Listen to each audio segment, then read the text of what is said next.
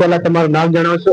મારું નામ દવે કાંતિલાલ જયશંકર ગોલક, તાલુકો સુઈગામ, જિલ્લો વાવ, થરાદ. આપણે મુળેશ્વર મહાદેવ નો ઇતિહાસ થોડો બતાવશો? આ મુળેશ્વર મહાદેવ નું મંદિર છે એ 1200 વર્ષથી પુરાણું મંદિર છે. તે મૂળરાજ સોલંકીએ પોતાની આસ્થા માટે કરી અને મનોકામના પૂરી થવા માટે પાછા આ મંદિરનું બાંધકામ કરેલ છે. આ જગ્યાએ ભૂગર્ભની અંદર મહાદેવની શિવલિંગ હતા, એના ઉપર ગાયની દૂધની ધારા થવાથી એ અપૂર્વ મહાદેવ એમને મળી આવ્યા.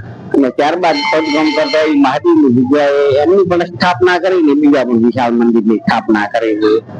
ત્યારે આ મંદિરની અંદર રાજાશાહી વખતમાં 32 ગોમ લાગતા, 32 ગોમની પડદા આ જગ્યાએ હળદરીઓ ઉતારવા માટે આવે છે અને આ મહાદેવી પડદાર વ્યવહાર છે. આ સ્થળ જ્યાં વિલાનું અગ્રસ્થાન તરીકે એની ગણના થાય છે.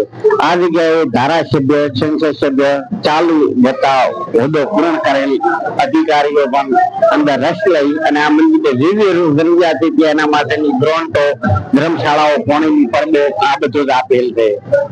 તો બાપુ, આપણે શિવરાત્રીના દિવસે ડાયરાનું આયોજન કરવામાં આવે છે. આ શિવરાત્રીના દિવસે દર વર્ષે ડાયરાનું આયોજન કરવામાં આવે છે. એના માટેના જે તે દાતાઓ હોય છે એમના તરફથી હોય છે.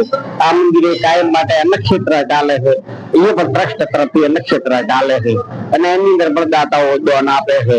અને બીજા વત્તા અંદર જમણવારો પણ હોય છે. શ્રાવણ માસ અને શિવરાત્રીના 2 દિવસો એની અંદર પણ જે દાતાઓ હોય છે એમના તરફથી ભોજન પ્રસાદો છે, એનો ખર્ચ દાતારો ઉપાડે છે.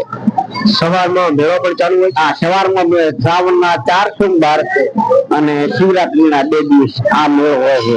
ત્યારે ભવ્ય મોટો મેળો છે અને એના દર માસની અંદર 4 સોમવાર આવે, એ સોમવારે પણ 1000 થી 1500 ની પબ્લિક આ જગ્યાએ દર્શન કરવા આવે છે.